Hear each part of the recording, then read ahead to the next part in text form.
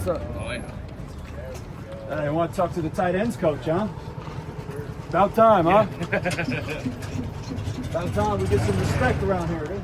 You want me to get up there and start asking some wild questions? How big? Tell me when to stop.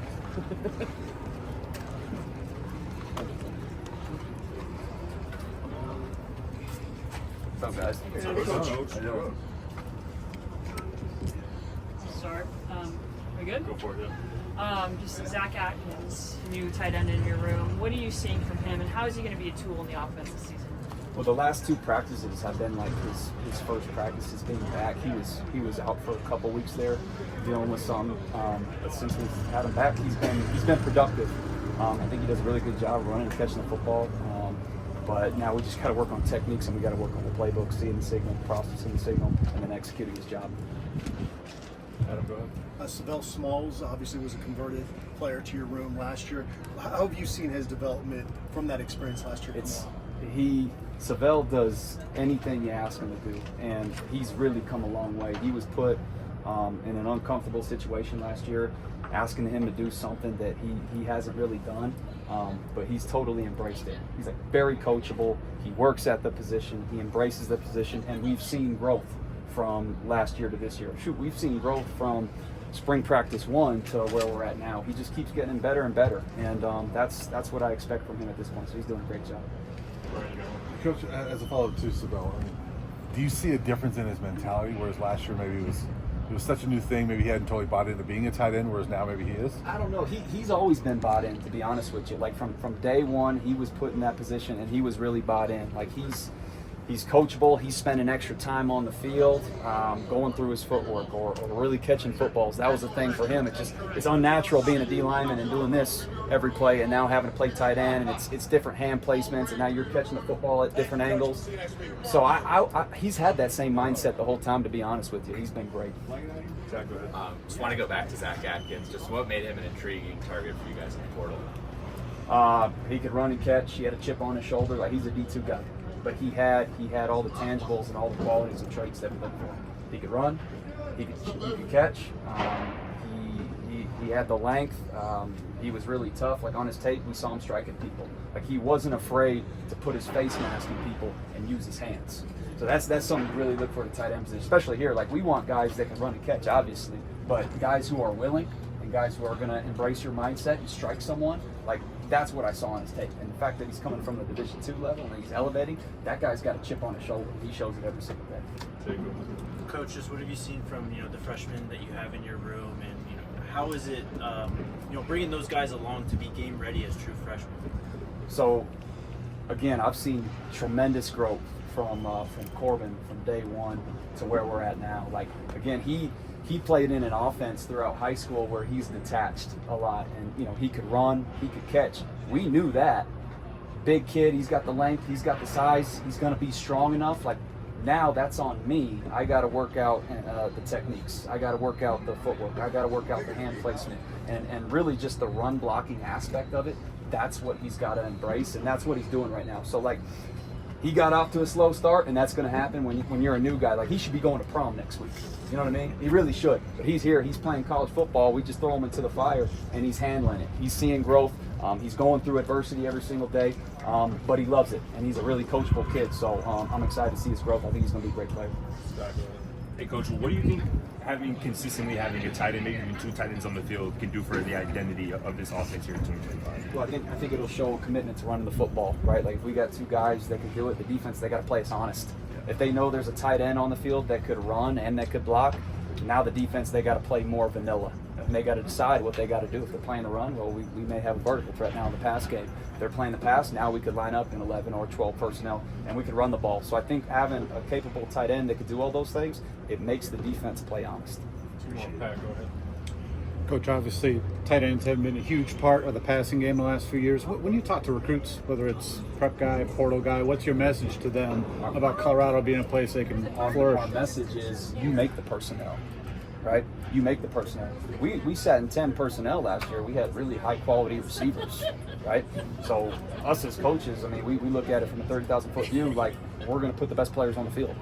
So like whether it's Travis Hunter, Will Shepard, Jimmy Horn, DeJounte Wester, Omari Miller, Draylon Miller, we got all these capable wideouts. So like we're going to figure out ways to play in 10 personnel and maximize the players that we have. Now, that doesn't mean that we're not going to get to 11 personnel. So like we used Savell last year in different type of ways. He's more of an attached to the core guy. He's run blocking, he's in protections, he's outlet and stuff like that.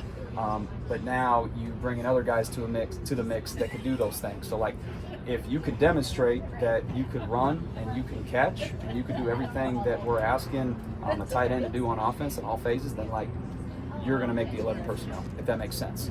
The best players are going to play. Last one, Brian. Coach, you're working with inside receivers too, right? No. You're No, not. I'm Okay. not. No. Okay, I thought I'd Nope. seen that. No, somewhere. not anymore. No. Okay, all right. So, I mean, with that group, you guys have to work with them a little bit. Sure. So Yeah, what are we're you doing seeing some out of of that the same receiver group? I mean, you're a natural receiver, but Yeah. some of those younger receivers, especially, like, what are you seeing out of them? I'm not worried about those guys. They're coming along. Jay Phil, he's the leader there. He knows what it's supposed to look like, and he holds them accountable every single day. So we got a bunch of dogs in that room. We got young dogs in that room. So again, that are going through some of the same things that maybe Corbin is doing, but it just takes reps, it takes repetition, and we're getting all those things. All right, thanks, Coach. Thank you, Coach. Thanks, guys. Appreciate you. How y'all doing?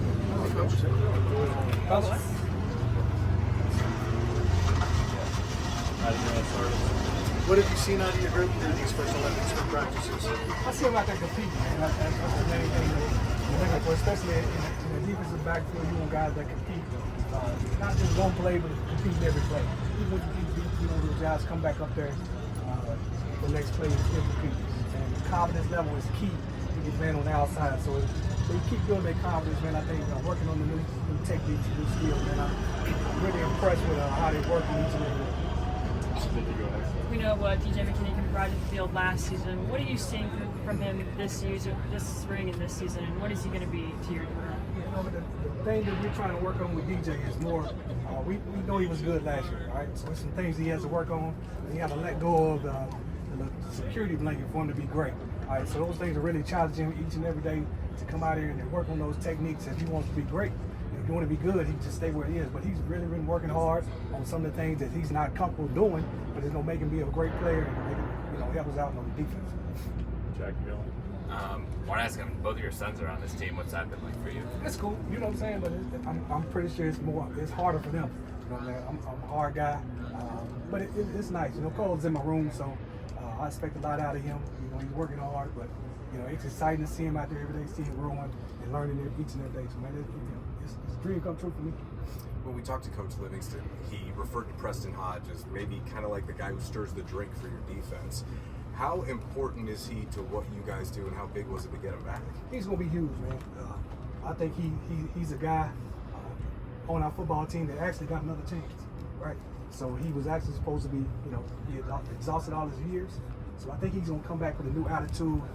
He played well for us last year, and I expect him to play much better than he did last year because his mindset is different. You know what I'm saying? Yeah. You have a lot of turnover in your safety room. A lot of your leadership is gone. How do you approach that, and what have you seen so far out of that? Even though we lost those guys, the leaders back there, we got 3 guys, man, that know the playbook in and out. Stottmeyer developing into a leader, you know what I'm saying? Tavik, he's out there, he's knowledgeable of the game, it's guys getting to know him and understand what he's about.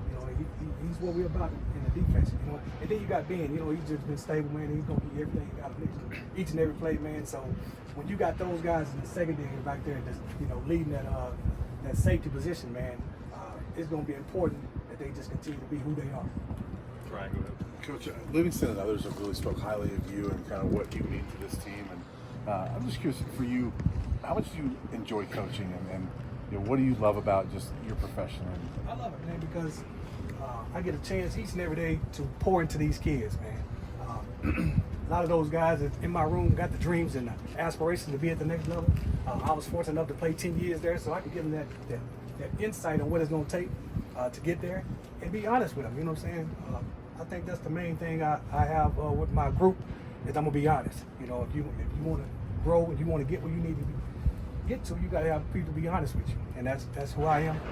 The guys that coach me at the next level, that's what they were. So that's just what I do. And I enjoy it, man, because I get to pour into these guys each and every day. 2 more, Jay, go ahead.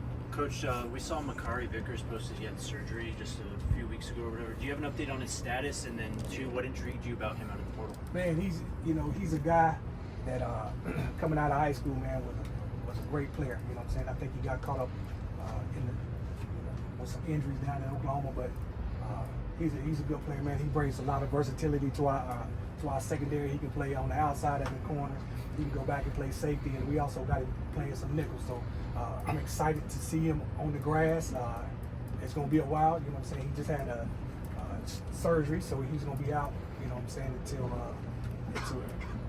fall camp. But I'm excited, man. He brings a lot of versatility to it, you know what I'm saying? And we got a lot of guys that can play multiple positions, man, and that's going to be it's great for us in the secondary. Last one, Scott. Go ahead. Hey, Coach Livingston told us a couple weeks ago that he loves to look in RJ's eyes this spring. What is he kind of showing you this spring as he transitions from safety to cornerback? You know what? When he first got there, he had big eyes. You know what I'm saying? It's different from playing in the middle of the field and playing on the outside because you're dependent on a lot more to really just lock down your guys, especially here in Colorado. Like I said, the whole thing is make sure we lock down on the outside first. He's been transitioning well. You know what I'm saying? He has great length. He can run. It's just in and outs of playing the corner that he's getting used to. But I'm saying he's definitely putting a lot of pressure on these guys out there. And that's what we like in our room, man. Iron sharpens iron, and those guys know it each and every day, man, that I'm not scared to put any one of them out there. So they're going to practice hard, and that's going to make the whole room better. Appreciate you, Coach. Thanks, Coach. Thank you. Have a good one, man.